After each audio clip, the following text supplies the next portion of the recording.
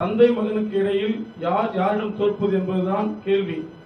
தந்தை எனும் ஆன்மா அங்கே கொலை செய்யப்பட்டது என்றே சொல்லலாம். இந்தியாவின் மிக மூத்த அரசியல் தலைவர் மருத்துவர் ராமதாஸ், பிரதமர் மோடி எவ்வளவு பெரிய புகழாரம். ஆனால் இன்று நடந்தது 100 மாடி கட்டிடத்தின் மேலே இருந்து ஐயா அவர்களை குப்புற கீழே தள்ளப்பட்ட நிலை. 2 கோடி வன்னியர்களும் அவமானத்தால் தலை குனிந்தார்கள். யாருக்காகவும் நாம் ஒரு பக்கம் நின்று வாதாடப் போவதில்லை. ஆனால் நமது பாரத கலாச்சாரம் சொல்லும் செய்திதான் என்ன? நமது இதிகாசங்களும் புராணங்களும் கூறுவது என்ன? முகலாயர்களின் கலாச்சாரம் வேறு. அவர்கள் கலாச்சாரத்தில் பதவிக்காக தந்தையையும் சகோதரனும் கொள்வது, சிறைப்பிடிப்பது ஏற்புடையது. பதவிக்காகவும் அதிகாரத்துக்காகவும் எதையும் வேண்டுமானாலும் செய்தார்கள்.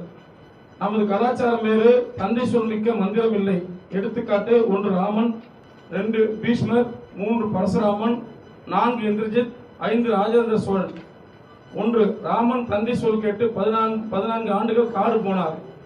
2 பீஷ்மர் தந்தைக்காக தன் சுகத்தை கைவிட்டு பிரம்மச்சாரியத்தை கடைசி வரை கடைபிடித்தார். 3 பரசுராமன் தந்தை சொல் கேட்டு தாயையே கொன்று மீட்டார். 4 இந்திரஜித் சாவது உறுதி என தெரிந்தும் ராமனோடு போரிட்டு தந்தைக்காக உயிர் துறந்தார்.